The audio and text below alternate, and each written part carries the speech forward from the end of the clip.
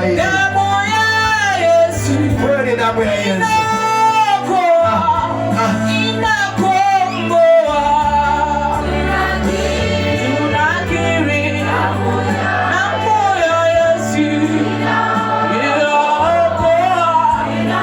haiaminiki ya kwamba Bwana atupenda kiwango hiki.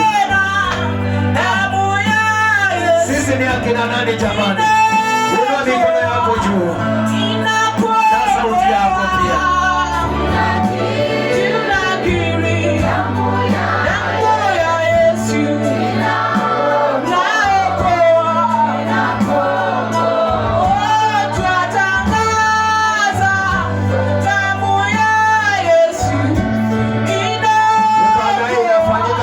Mbingu si wazi, inaongozwa na Mungu Baba, Yesu na Roho Mtakatifu wa dhamana. Hata watoto wadogo wasiachwe nyuma.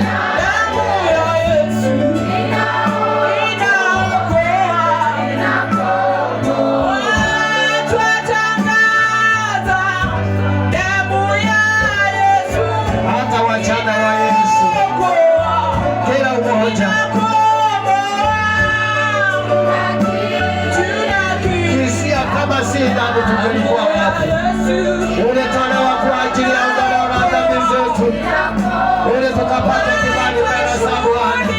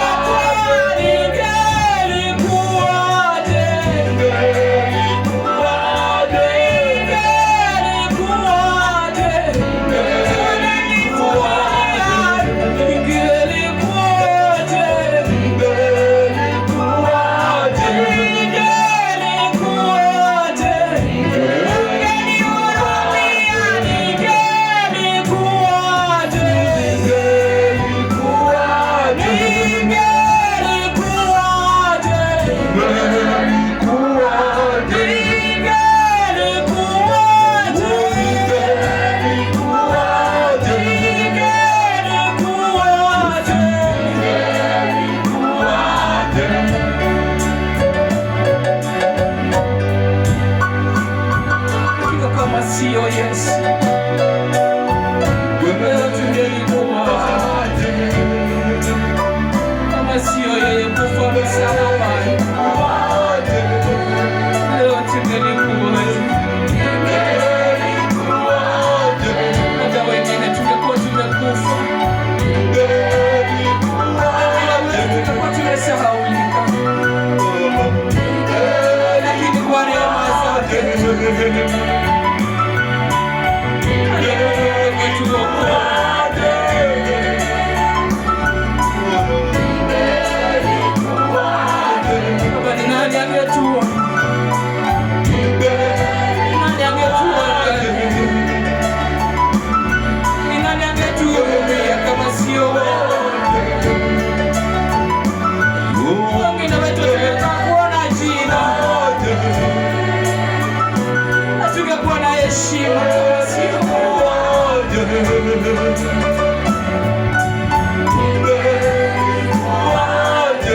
kwa dhambi zetu tungekuwaje?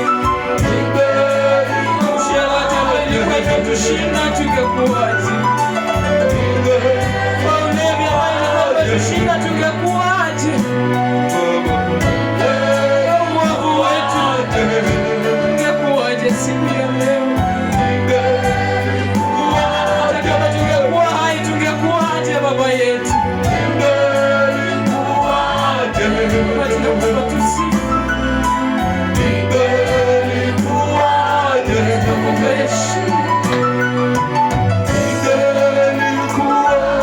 Mimi mwenyewe ningekuwaje?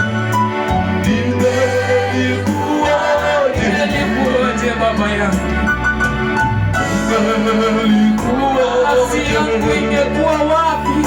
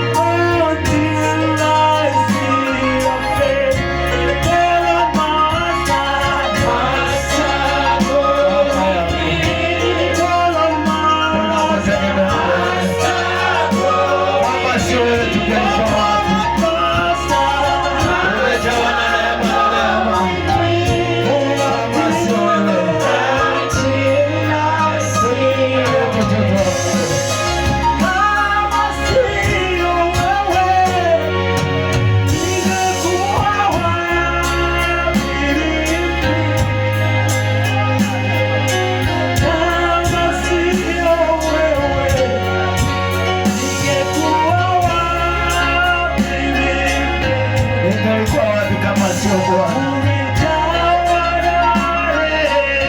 Yeye mwenye asili ya udhalimu, mwanadamu anayepiga dhambi kama maji.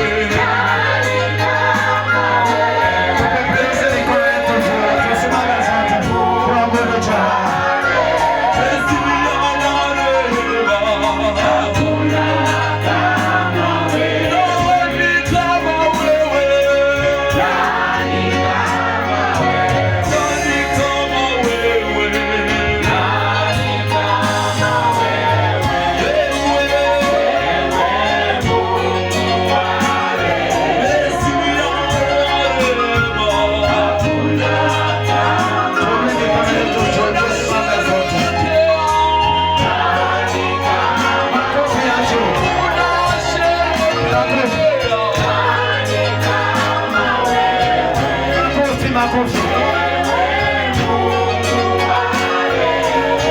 Makofi ya nguvu jamani. Unapigia Bwana Yesu. Bwana Yesu unapigia.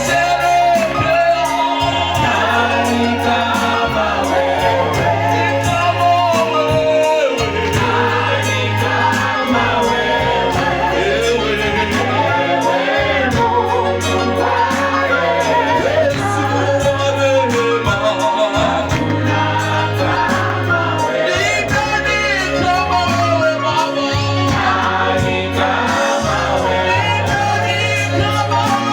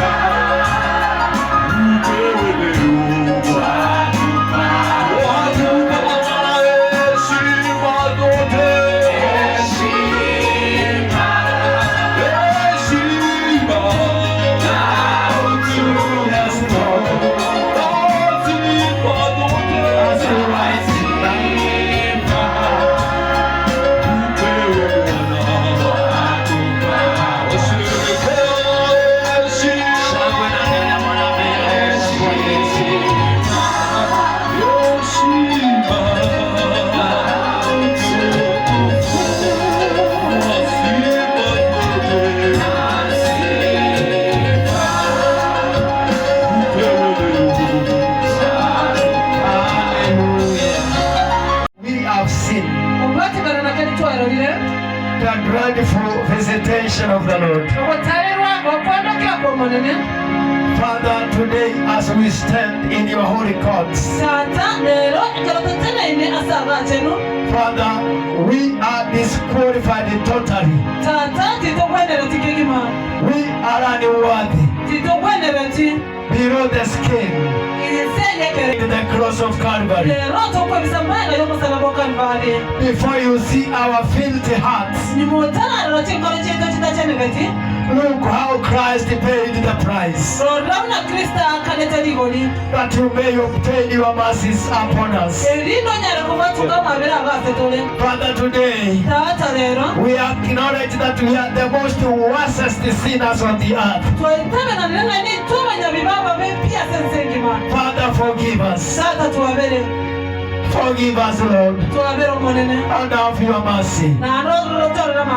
Father, we repent with our children, with our parents, with our wives, and our husbands. My Father, you have opened heaven, and you have come down, purposely that you may prepare the bride for Christ.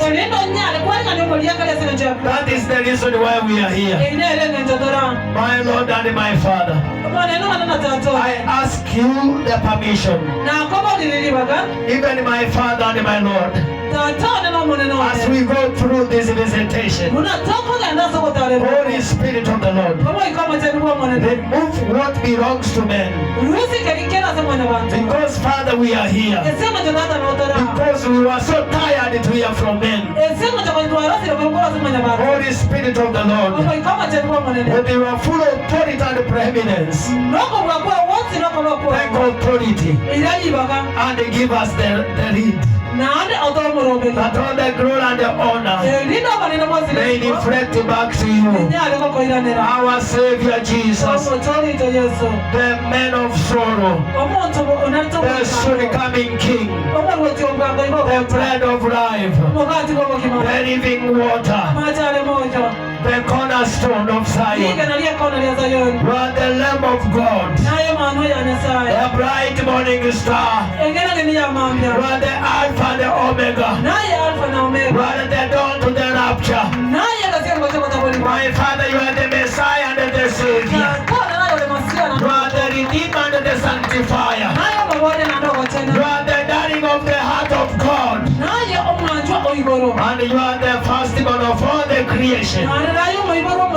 We worship you and we honor you in the most glorious name of Jesus. And let every living creature shout amen. Tupige Yesu makofi mazuri. Tulipita katika kitabu cha Exodus 20 verse number 19. And we really saw the gravity of God coming down himself in that dense big crowd to visit the Israelites. It was a terror and a very dreadful, to the point nobody who can stand before the presence of the Lord. Asante sana Pastor Jedida, karibu sana. Haukuwa hapa wiki iliyopita, ulikuwa nyumbani. Karibu.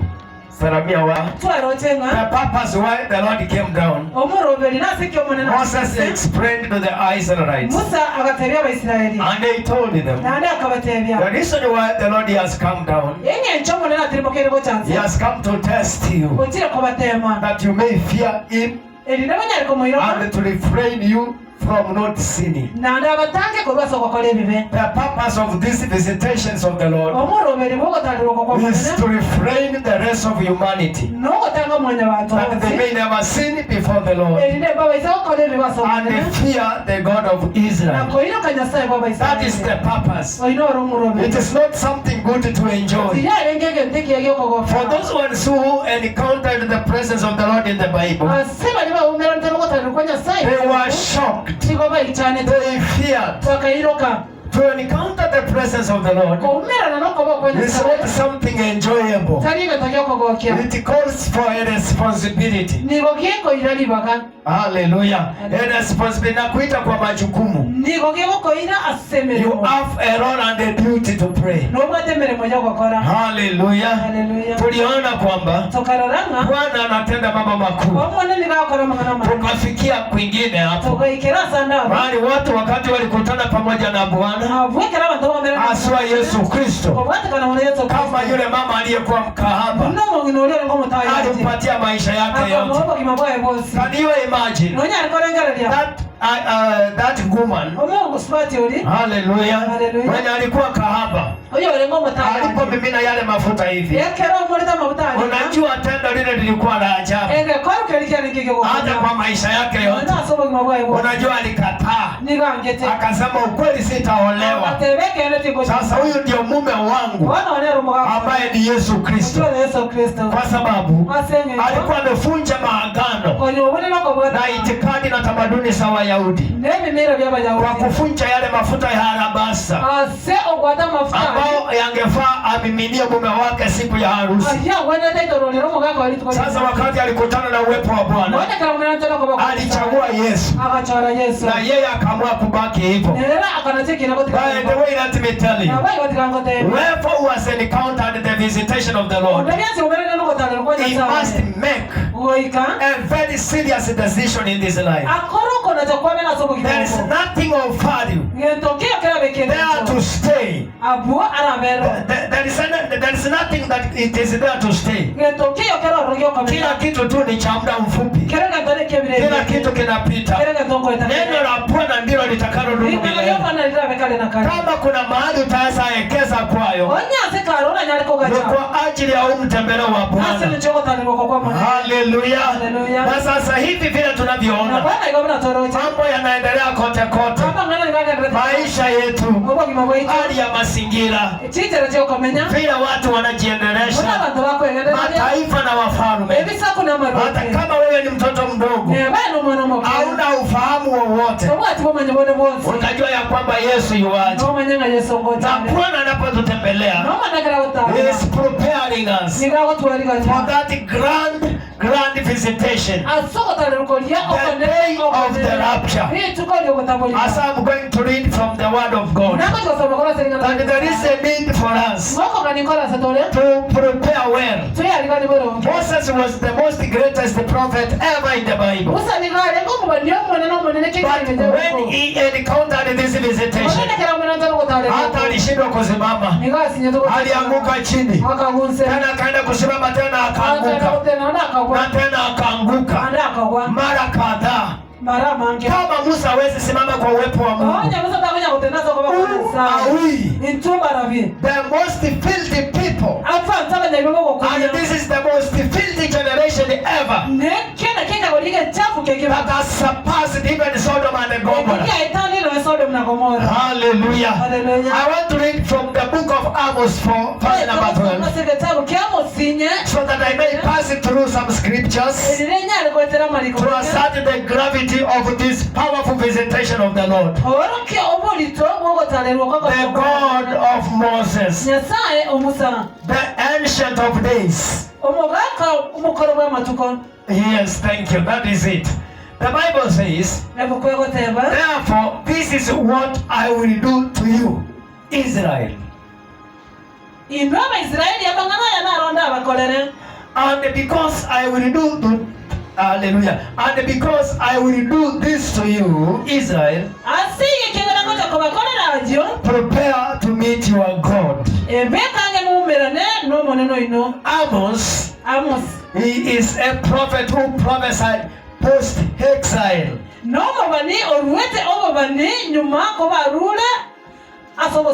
The land was covered with prosperity. People, they started to cultivate their field, and they started to build their houses. In that mood of prosperity, they forgot God their maker. And then the Lord tried to persuade them that they may change their mind and come back to Him. They refused. He reigned in one city. Alinyesha mvua kwa mji fulani, na mji mwingine akafunga mbingu, akaua wengine kwa tauni, mataifa mengine na wao akawasamehe. Basi akafikiria ya kwamba wataona hayo yote, ili ya kwamba wakaogope Mungu, wakakataa. Sasa Amosi akawaambia, nimeenda kuwasunguza na kuwapembeleza, sasa hamwezi kubadilika. Akawaambia sasa Kenya atawaambia Israeli, jiandae kukutana pamoja na Mungu. You know we are the kind of people, and God is the spirit. The flesh is the enemy of the spirit. How are we going to represent ourselves before the consuming fire? The God of Moses, the one who judges sin. He doesn't compromise. He does not tolerate with sin. Prepare to meet your God. 1 Thessalonians verse number 4, chapter 4 verse number 13. As I go through, and I will read 3 scriptures today as we call it the day. Even what we have seen, it is very sufficient. It is enough to convert a soul that is heading to hell. The Bible says, brothers and sisters, Araka, we do not want you to be uninformed about those who sleep in death. We have read this scripture again and again, and I have exhausted it. Yes, so that you do not grieve like the rest of the mankind who have no hope. Next, the Bible says, brothers, hallelujah, for we believe that Jesus died and rose again. And so we believe that God will bring with Jesus those who have fallen asleep in him. Next. Hallelujah. According to the Lord's words, we tell you that we who are still alive, who are left until the coming of the Lord, will certainly not precede those who are fallen asleep. Now that is my target. The next verse, the Bible says, for the Lord himself will come down. That is the terror. It is not something to enjoy. But that day of the rapture, it is God himself who will come down from heaven. When the Lord sends the angels, when people they encounter angels, like Gideon in the Bible, even Moses in the wilderness, they were shocked. Hallelujah. They were half dead.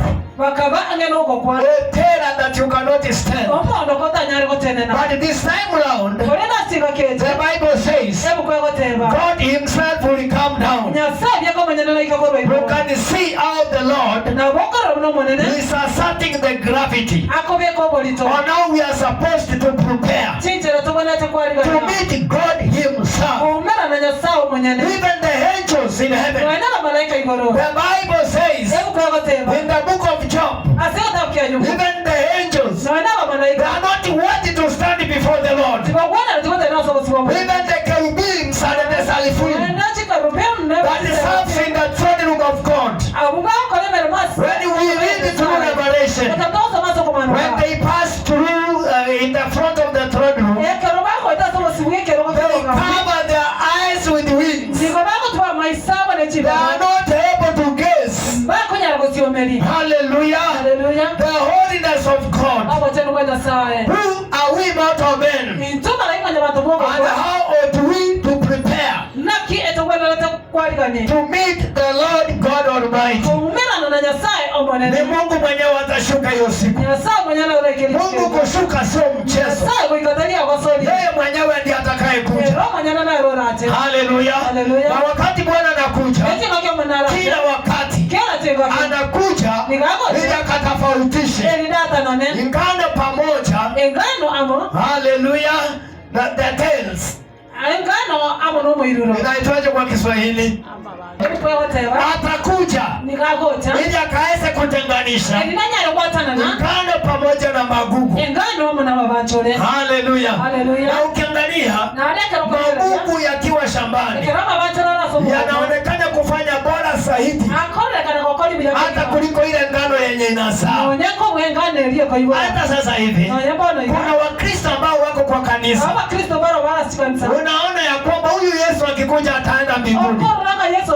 Siku moja utastuka ya kwamba huyu alikuwa gugu, na Bwana atakuja ili akatofautishe ngano pamoja na ile ingine. Sasa mlisema inaitwa magugu tena makapi. Asante. Haleluya. Kutenganisha ngano, the wheat and the chaff. Hallelujah. Let me tell you, ukiangalia kuna uchafu unatoka kwa ngano, inaonekana imefura, lakini ndani hakuna kitu. Hallelujah. Hiyo siku ndio kutajulikana nani aliokoka kikamilifu, ni nani alikuwa anaegemea wokovu tu. Hiyo ndio siku itajulikana mbivu na mbichi. Mungu mwenyewe atashuka. Bwana kushuka. Hata siku hiyo Biblia inasema wenye dhambi wataanza kutoroka, hata wenye haki pia watatetemeka. Nobody can survive in the presence of the Lord. That is the reality. When we see such a visitations like the one that we saw in Ivory Coast, that is a terror. The Lord came down with the power. Kisurisuri akatikisa mpaka hema zote. Ni nani atasimama? Na nabii wa Mungu alikuwa ameona vile niliwaambia. Hata aliona ya kwamba ni kifo itaweza fanyika, kwa sababu analeta ambulances pale zenye zinakujaga kuhudumia wagonjwa. Nabii wa Mungu akasema, unajua kifo lazima itendeke. It is not a joke. That is when you saw when he came down to Kisumu. Ulisikia nabii akasema haya. Akasema hivi, he was almost killing everybody. And that is when the prophecy of coronavirus was given. Believe me not, coronavirus had the capacity to sweep the entire human race from the surface of the earth. Nani alikuwa amesaliwa wakati wa coronavirus? Nani alikuwa dunia yote? Mpaka nakumbuka taifa la Italy, kiongozi akatoweka, akajitokeza akasema hivi, adui asiyeonekana amekuja na ameua watu wetu. Wakachukua pesa wakatupa kwa mitaa. Hata hizo pesa huwezi guza, kwa sababu ukiguza ziko na virusi vya corona.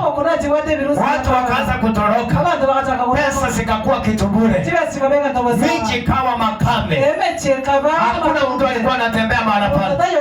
Kama taifa la Russia walifungulia masimba makali, walikuwa wanapita kwa mji, kwa sababu kulikuwa na agizo ya kwamba watu wasitoke kwa nyumba. It was almost killing everybody. When the Lord comes down, it is not a joke. Even when he came down, because that visitation wasn't for Ivory Coast, it was for the entire body of Christ. If we cannot be king right now, the Lord finally has come to investigate our hearts. It is going to be a big terror. It is no more a joke. Hallelujah. Biblia inasema hivi, God himself will come. Let me show you an example right from Genesis. Genesis 3 verse number 8. What happened when God himself came, appeared? So that you may understand that God himself to come, which is not a joke. Hallelujah. Wengine wanasema niguze Mwokozi. Ndio Bwana unatamani akuguze, lakini akikuguza mara moja hautakubali akuguze mara ya pili. God is not a joke. He touched Ezekiel the prophet, he collapsed. He touched John the apostle, he collapsed. Hallelujah. Sisi si hata tunajijua, akikuguza na dhambi utakufa. Ndio Bwana ametunemesha tu, ametupatia nafasi ili tukajiandaa. Let me read. Then the man and his wife heard the sound of the Lord God as he was walking. The footstools of the Lord. Vile alikuwa anakuja huko. Tena. Only the footstools. Hallelujah. Alafu Biblia inasema walking in the garden in the cool of the day. And they hid from the Lord God among the trees of the garden.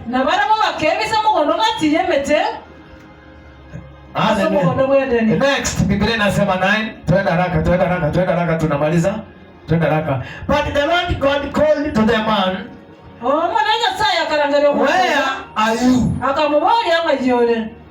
The first encounter that changed the history of the earth, the era of humanity. Where are you? I cannot see you. A place of worship. The Lord is looking for a lost man. You can be in the house worshiping, but he cannot see you. Anakuuliza, where are you? I cannot see you. Because somewhere in the Bible, in the Psalm of David, he said, holiness is the house of God. Unless you worship in holiness, that is when the Lord can see you. Hallelujah. Next, the Bible says, he answered, I heard you in the garden, and I was afraid because I was naked, so I hid.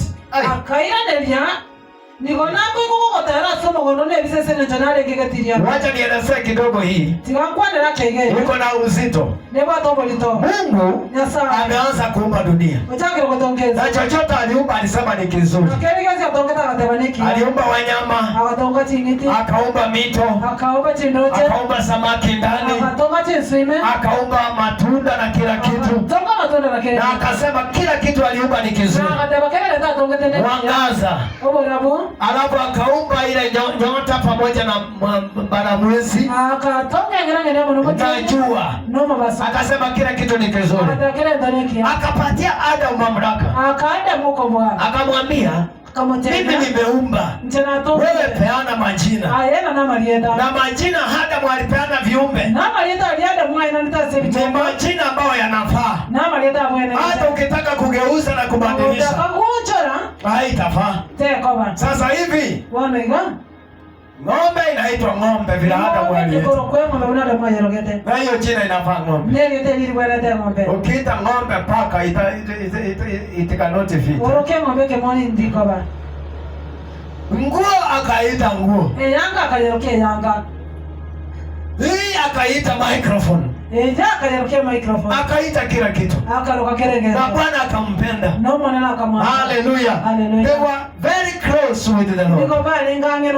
Let me tell you this. He had never seen before.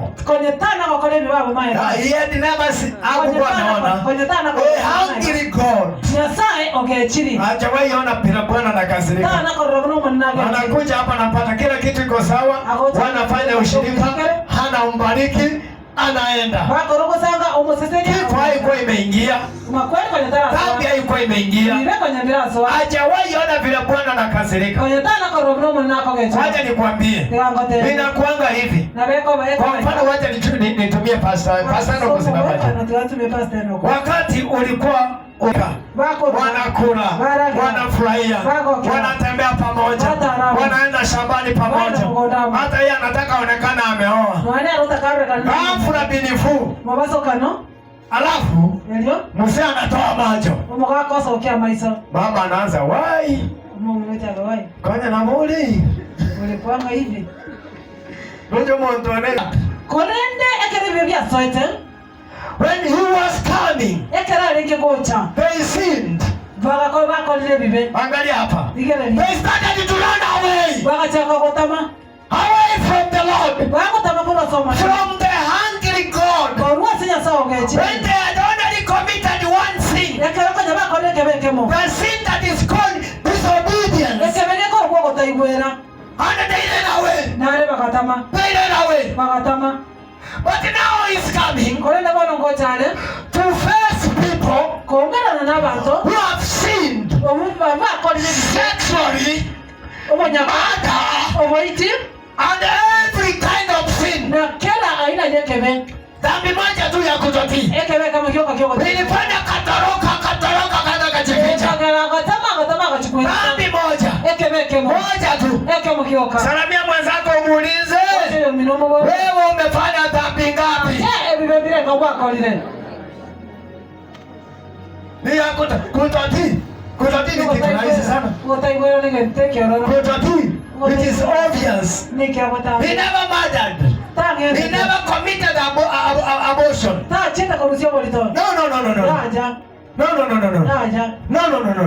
There was no homosexuality there. No. But they ran away from the presence of the Holy God. In other words, you cannot survive with the presence of the Lord with even a single speck of sin. And they ran away. Wakatoroka wakajificha. And look here. What was the judgment? The judgment was, if you disobey me, you will die. The Lord never explained. If we could have explained the process of dying. The process of dying. My brothers and sisters, my parents were seated here. Adamu angetubutu. Angalia hapa. Akasema ukigusa utakufa. Adamu hakujua vile kifo inakuja. Je, Adam mtu angempeleka mpaka theater room. Ona vile wamama wanakatwa matiti kansa. Miguu inakatwa. Macho inatolewa. Waone vile ajali inafanyika mpaka ubongo inabaki kwa barabara. Kama Thika Road, Nairobi. Kwa sababu gari zinaenda piu piu piu piu piu. Mtu akikanyawa hivi na gari moja, zingine zinapita juu. Mpaka watu kanjo wanakuja. Wanachota mwili na vijiko. Wanapeleka siti moja. It happens. Ubongo inakaa hapo. Je, wangejua ya kwamba hiyo ndio inamaanisha kifo? People they say we don't fear death. Salamia mwenzako muulize basi mbona unaenda matanga?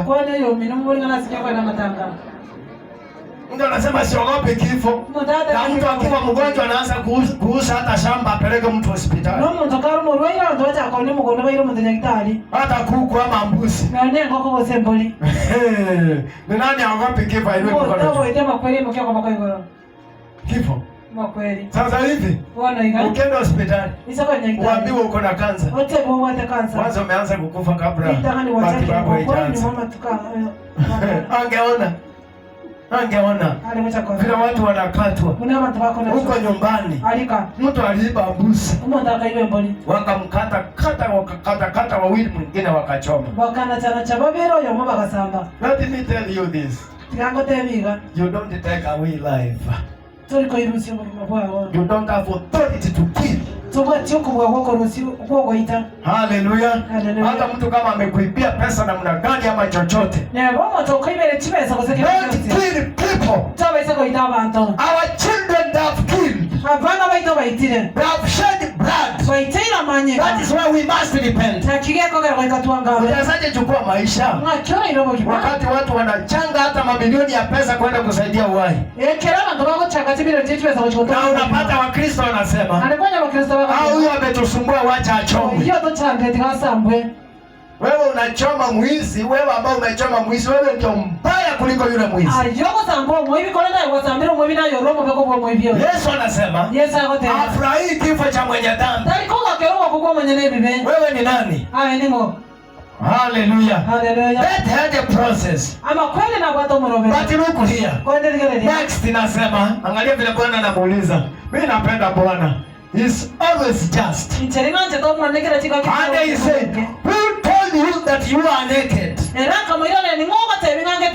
we will appear before the Lord, nobody will be telling you your sins. You will have the full knowledge of your sin. Hakuna mtu anakuambia ati mwaka 1997 ati uliafya mimba. Hiyo itakuja. Hiyo itakuja. Utajua, hakuna mtu atakwambia. You will be sober enough to remember. Your memory will be very sharp. Alafu Biblia inasema, who told you that you are naked? Alafu Bwana wacha hapa anamuuliza, have you eaten from the tree that I commanded you not to eat? In other words, the Lord cannot judge you of what He has not stopped you. Hapana. Kama alikataa masengenyo ni dhambi.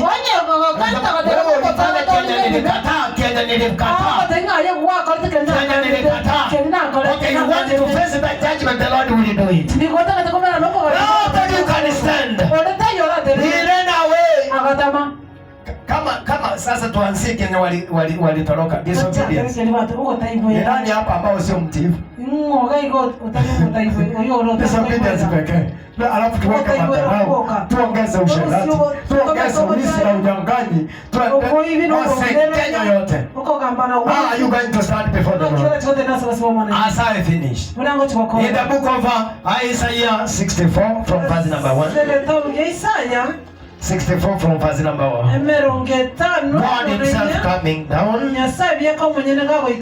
God Himself coming down. It's not a joke.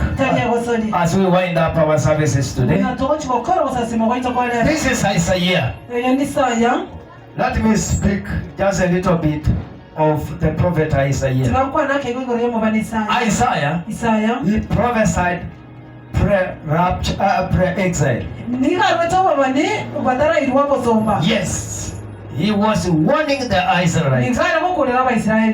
Isaiah and Jeremiah. They were the prophets of pre-exile. Alafu Daniel and Ezekiel, they were the prophets who prophesied when the Israelites they were in exile. Amos and all other minor prophets post-exile.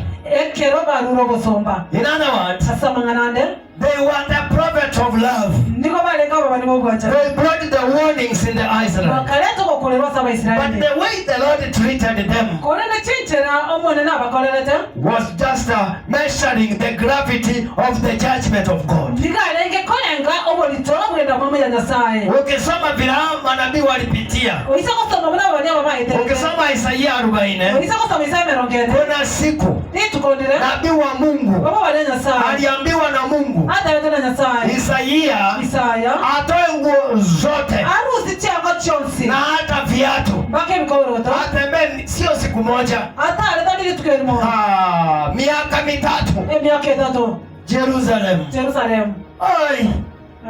Hiki kisasi kukutana na yeye, hawangemwamini, wangefunga yeye mikono na miguu wampeleke pale Mathare. Karibu sana mama Pastor Momanye. Karibu sana mama Pastor Momanye. Haleluya. Haleluya. Alafu Biblia inasema katika hiyo hali akitembea uchi alikuwa anawapatia ujumbe. Akawaambia vile Bwana amenifua uchi hivi, hivyo ndivyo atawafua uchi, ataleta aibu kwenu mbele ya mataifa ya dunia yote. Na Biblia inasema wale ambao watakosa kuingia ufalme wa milele wataingia kwa aibu ya kudharauliwa. Kuna aibu inayoshinda ile ya Isaia kutembea uchi. Kutembea uchi. Miaka mitatu. Sio miezi mitatu. Nabii wa Mungu aliyekuwa anasikia kutoka kwa Mungu akawa kama mwenda wazimu, akionya wana wa Israeli wasiende katika nchi ya mateka. Angalia hapa, wakati alikuwa anawaonya, alafu Isaya akaandika katika scroll gombo lake, akaandika katika gombo lake, gombo. How do we call it? Unaitwa whichever, that is it. Katika gombo lake. And this is what he wrote. You know, this is a prayer. A prayer. He wanted the Israelites and they behaved as if they are saved. Akaangalia mbingu, yeye akaona imefungwa. Angalia hapa, akasema that you could rend the heavens and come down. In other words, heaven has the entrance, heaven has the exit. When they were claiming that they were worshiping, Isaiah goes up. He saw heaven shut. Akasema watu wanasema wanaabudu na mbingu imefungwa. Akasema Bwana, kwa sababu naona mbingu imefungwa juu ya taifa la Israeli, laiti ungepasua mbingu, upasue tu, alafu kuje akutane na Israeli wasiotii. Alafu Biblia inasema then the mountains will tremble before you. The mountains that are in our hearts. Remember the mountains. These are the sins that are accumulated in our hearts. Akishuka milima itatetemeka. Milima itatetemeka. Alafu anasema the mountains will tremble before you. Next. The mountains will tremble. And as when fire sets the twigs ablaze and it causes waters to boil, come down to make your name known to your enemies and it cause the nations to quake before you.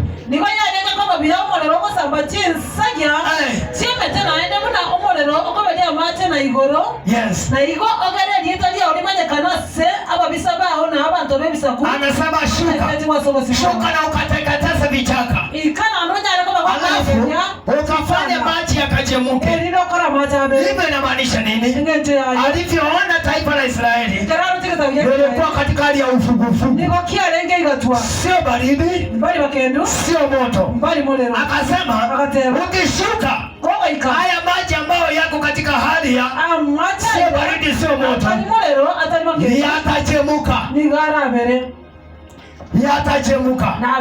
Yatachemuka. When he came down, alafu anasema kwenda mbele, for when you did an awesome thing that we did not expect, you came down and the mountains tremble before you.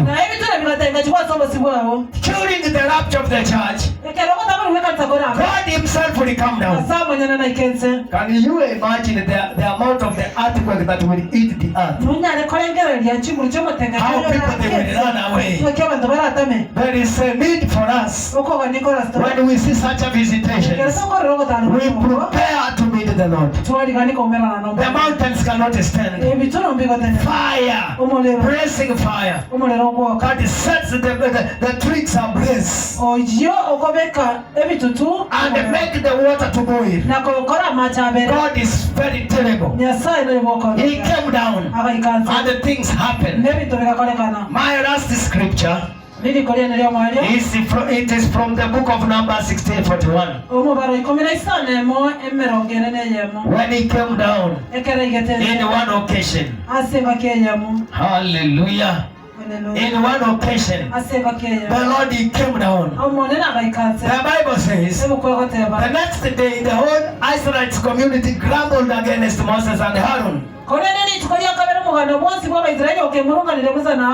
You have killed the Lord's people, they said. You know what they were saying?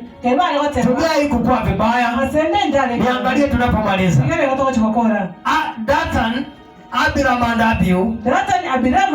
Unajua walikuwa viongozi pale katika taifa la Misri. Hawakujua mambo yamebadilika. Wakakuja wakaanza kujikusanyia watu. Na wao kujifanya viongozi katika uongozi wa Musa. Wakaanza kukusanya wana wa Israeli. Musa anatuambia nini? Hata sisi tuko na mamlaka.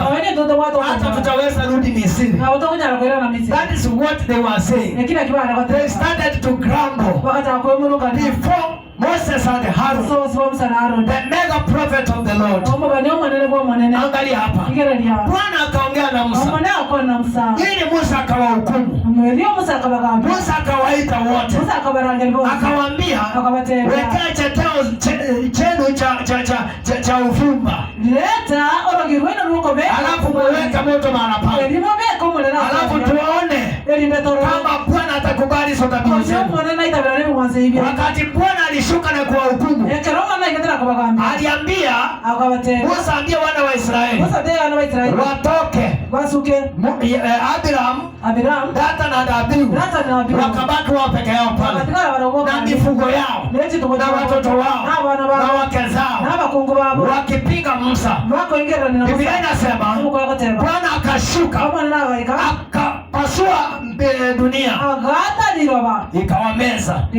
Wakati wana wa Israeli waliona hivyo, walitoroka wakatoweka wakaogopa. Alafu siku iliyofuatia wakakuja kuambia Musa haya maneno. Sema Musa, wewe uliwa watu wa Mungu. The Lord when he judges sin, he does not want anybody to sympathize. Wakati Bwana anahukumu, hata kuhurumia hivi, hata kufuta ndani ya kukata vibaya sana.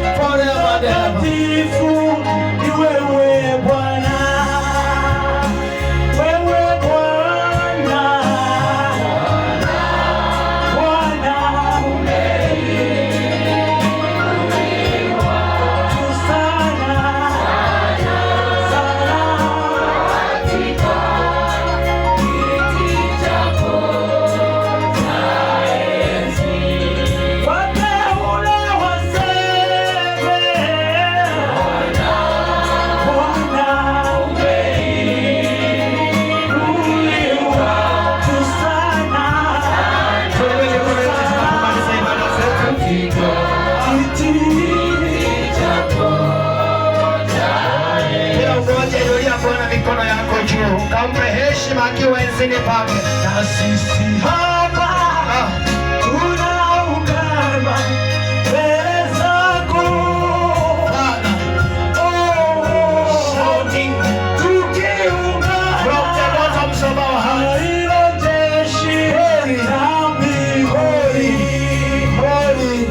Holy you are, the Lord God Almighty.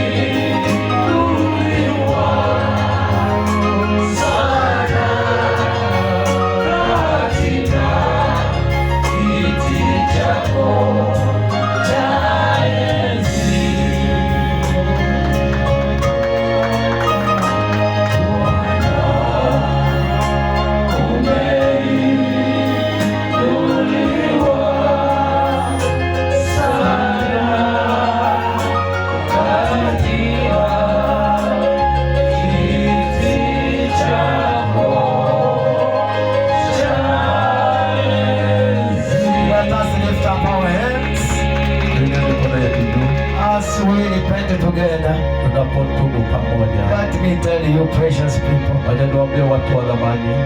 nature of God is holiness. We are mortal men. If we cannot clothe with the garment from on high, we will be found naked, tutapatikana tukiwa uchi, shamefully exposed, na tutakuwa na aibu ya milele. Nobody will be worthy to stand before the Lord. Hakuna mtu atakayesimama mbele za Bwana. That is why we have come. Ndio maana tumekuja with the broken hearts, tukiwa na mioyo iliyovunjika, pleading, tukiwa tunakuja na Lord may remember us, ya kwamba Bwana tukumbuke.